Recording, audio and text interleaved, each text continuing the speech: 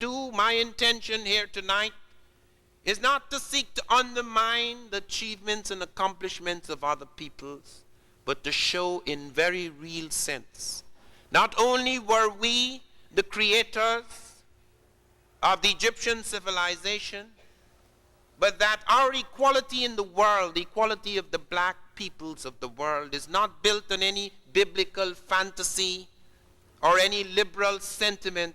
It is rooted in hard, concrete, historical realities.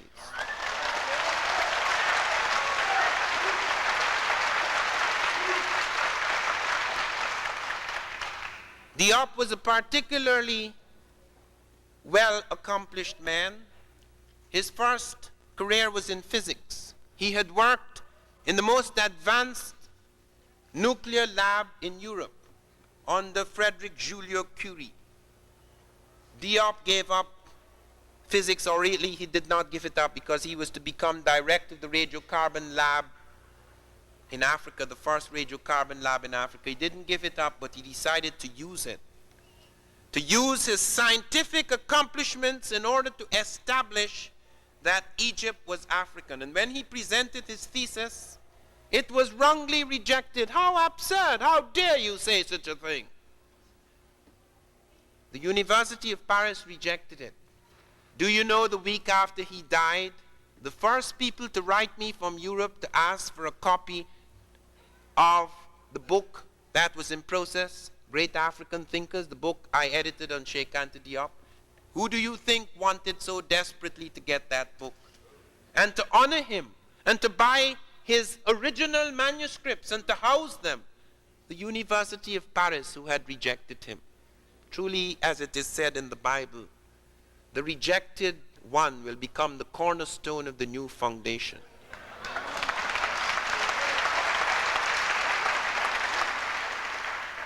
Far more than the linguistic arguments were the other cultural elements. There was the peculiar form of totemism. The totems of the Africans south of Egypt were the totems of the Egyptians. The cultigens, the agricultural things that we find in the pre-dynastic and dynastic Egypt, comes out of the Sudanic agricultural complex. The bottle gourd, the Laganaria caesarearia. The gossypium, the special forms of cultivated cotton, Gossypium herbaceum. The oil palm fruit, the tamarind fruit, the watermelon, all of these things are African. If somebody else was coming in civilizing Egypt, where are their cultigens? And then people created a pyramid building race who came into Egypt and built pyramids. Then where are their pyramids? Where did they learn this extraordinary? You will hear something so astonishing about the pyramids. You will realize why it is that there has been so much dispute about Egypt. Because what the Egyptians did, few of us really know how remarkable it is. The Japanese found out recently. The Japanese went to Egypt to build a pyramid. The Japanese took all the conventional wisdom that we had about the Egyptians that had been passed on to us, how they had handmade tools. They were not in the high technology range that we are today, so they built the finest handmade tools to cut the stone that Egyptians cut. Couldn't cut it.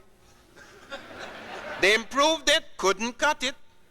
Then they took air jackhammers, high modern technology, to cut the stone. And then they came to the second stage. Now we've used high technology, modern technology to cut the stone, because nothing that we thought could cut stone like that couldn't cut the stone. Diop had made that quite clear. That when they found iron, smelted iron, near the pyramids, they said it had fallen through a crack in the earth. It didn't belong to the pyramid age. That iron smelting was to come much later from the Hittites, who passed it on to the Syrians. Even I believed that. All of us believed that until Diop showed scientifically it is not true. These people had gone into highly advanced iron smelting in the pyramid age. They could not cut those things with bronze tools. So they used air jackhammers. So then they come to the next problem.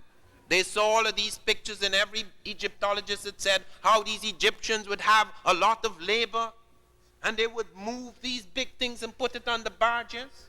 The Japanese tried to put them on the barges capsized. So they had to use steamboats. Jumping straight back into high technology, they used steamboats. So then they got it down the steamboats, and they got down to the desert. Now you have to lift it and put it in the desert and erect it. When they took the stone off the steamboats, it sank in the mud. When they dragged it out of the mud, it sank in the sand. So they got cranes.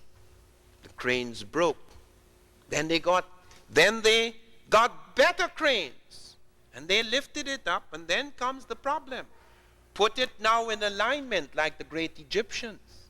The Egyptians put those stones in such an alignment, they are 1/1000th of an inch accuracy.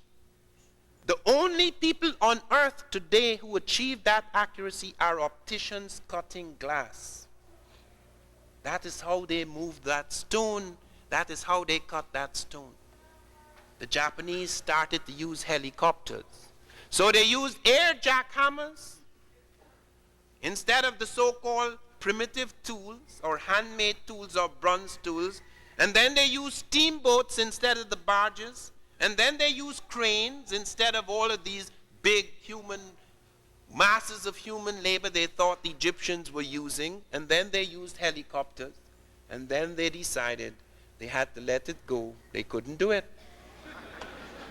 And they were not using 50-ton blocks, which the Egyptians put at the top of their skyscrapers. They were using 2-ton blocks of stone, and they couldn't do it. So make no mistake, you are dealing with extraordinary people.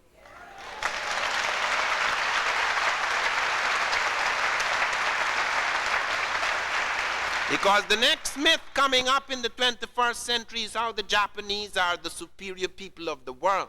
It's going to shift from the European to the Asiatic. So get it quite clear. In the very early stages of civilization, something very unusual happened. I was with my wife in Egypt last summer, and we went to Aswan. And I looked at a block, an obelisk, a stone obelisk which had been cut many centuries ago. And I looked at the way it had been cut, the perfection of the cut. I looked at the stone, and I wondered why they had abandoned this obelisk. They abandoned it, they said, because it had a flaw. And I looked carefully. It is true, my eyes are not what they used to be. I could not see this flaw, so I used my hands, which are extremely sensitive. And it had to be pointed out to me where the flaw was, and it was very clear to me it would have taken centuries for that flaw to really make a difference. But our people didn't play around with things. It had to be perfect. When the Japanese were building the pyramid, when they tried to put the stones in alignment, they cracked and broke and were badly scratched. When they went to check the stones that the Egyptians had put into alignment, 1/1000th of an inch accurate, not a single stone was scratched or cracked. You are dealing with people who felt you had to be as perfect as possible. Let us pray that those of us, our people who learn of their heritage, their ancestors, will not accept mediocrity as their standards.